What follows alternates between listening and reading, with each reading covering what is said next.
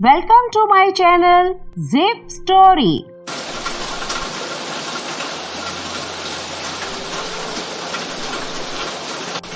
विष्णु, अगर बारिश ऐसे ही होती रही तो हमारी ये झोंपड़ी गिर जाएगी। मुश्किल से हमारे पास यही है और अगर बारिश ना रुकी तो हमारी फसल भी खराब हो जाएगी। रानी, शुभ शुभ बोलो। चलो दूसरी तरफ बैठ जाते हैं। जब दोनों दूसरी तरफ बढ़ रहे होते हैं तो एक तरफ से छत गिर जाती है। डर और बेचैनी के साथ वो दोनों उसी जगह पर रात गुजारते हैं। सुबह होती है और बारिश तो रुक जाती है, लेकिन उनका घर पूरी तरह से खराब हो चुका होता है। भूख और थकन उनके चेहरे पर साफ दिखती है। बाबा, मुझे बहुत जोरों की भूख लगी है। ठीक है बेटी, मैं कुछ लेकर आता हूँ, थोड़ा इंतजार करो। विष्णु पहले अपने भाई के घर जाता है, लेकिन वहाँ ताला लगा होता है। सोचता है कहाँ से कुछ मिलेगा। फिर वो जंगल में जाने का फैसला करता है ताकि कुछ फल मिल सके। जंगल में चलने के बाद उसकी नजर एक अजीब पेड़ पर पड़ती है जिसके ऊपर सोना चमक रहा होता है। अरे वाह, ये कैसे चमक रहा है?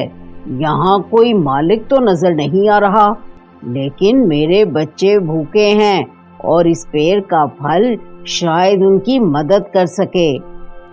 उस वक्त पेड़ से आवाज आती है, विष्णु, ये सोना लालच बनाने के लिए नहीं, बल्कि अपनी जरूरतें पूरी करने के लिए दिया जा रहा है।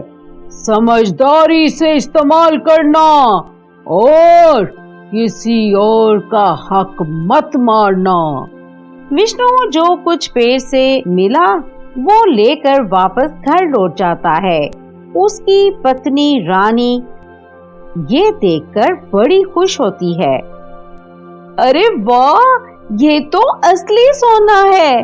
अब हमारे पास पैसे भी हैं और घर भी बना सकते हैं। सच में ये एक बड़ी मदद है। अब वो दोनों अपनी झोंपड़ी की मुरम्मत करते हैं और कुछ पैसे बचा लेते हैं। रानी खुशी से सोचती है कि वो थोड़ा और अच्छा कर सकते हैं। एक दिन रानी कहती है, विष्णु, हम कुछ और बड़ा क्यों ना करें? सोचो, अगर हमें और सोना मिले तो हमारी जिंदगी कितनी आसान हो जाएगी। रानी, मुझे लगता है कि हमें अब और नहीं मांगना चाहिए। जादुई पेड़ ने मदद जरूर की है, लेकिन बार बार मदद मांगना ठीक नहीं है। हमें अपने दम पर जीना चाहिए। लेकिन रानी इस बात को नहीं मान पाती और कहती है, हम सिर्फ मदद मांग रहे हैं, कोई नुकसान थोड़ी कर रहे हैं। सोचो, अगर हमारे पास और सोना हो तो हम दूसरों की भी मदद कर सकते हैं, है ना? ये सुनकर विष्णु एक बार फिर से पेड़ के पास चला जाता है। जादुई पेड़ उनसे कहता है, तुम्हें ये सोना देने में खुशी है, लेकिन याद रखना, लालच इंसान को बर्बाद कर सकता है। किसी और का हक कभी मत छीनना। इस बार विष्णु और रानी सोना लेकर गांव में एक कपड़ों की दुकान खोल लेते हैं। उनका काम अच्छा चलने लगता है और वो लोग थोड़ा और ऐश की जिंदगी गुजारने लगते हैं। लेकिन रानी का दिल अब भी भर नहीं रहा था। एक दिन रानी कहती है, विष्णु, अगर हम शहर में भी अपना शोरूम खोलें तो कितना फायदा होगा। हम और भी पैसे कमा सकते हैं और लोगों के लिए नौकरी भी बना सकते हैं। रानी, मुझे लगता है कि हमें इस बार रुक जाना चाहिए। पेड़ ने हमें पहले ही काफी मदद दी है। पर रानी फिर इंसिस्ट करती है और कहती है, हमारी मदद से और लोगों को भी काम मिलेगा, इसमें बुरा क्या है। विष्णु फिर से पेड़ के पास जाता है और पेड़ उन्हें फिर से सोना दे देता है, लेकिन कहता है, याद रखना, किसी के साथ नाइंसाफी मत करना और अपना दिल बड़ा रखना।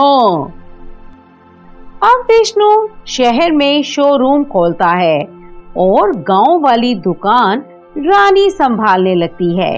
रानी अपने साथ एक नौकरानी भी रखती है, लेकिन जब उसको तनख्वाह देने का वक्त आता है तो वो उसे कम पैसे देती है।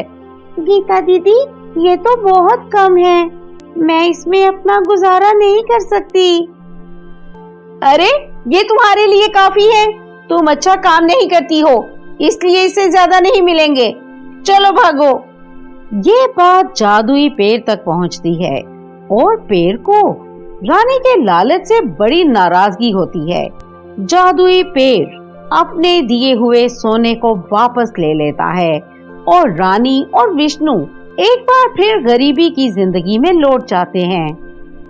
विष्णु और रानी दोनों पेड़ के पास जाकर माफी मांगते हैं और कहते हैं, जादुई पेड़, हमसे गलती हो गई, हम समझ नहीं पाए कि लालच ने हमारी आंखें बंद कर दी थी। आज हमें पता चला कि असली खुशी इंसानियत में है, पैसों में नहीं। याद रखना, पैसा और ताकत कभी भी इंसान के असली दोस्त नहीं होते। अब विष्णु और रानी के दिल में लालच नहीं, बल्कि ईमानदारी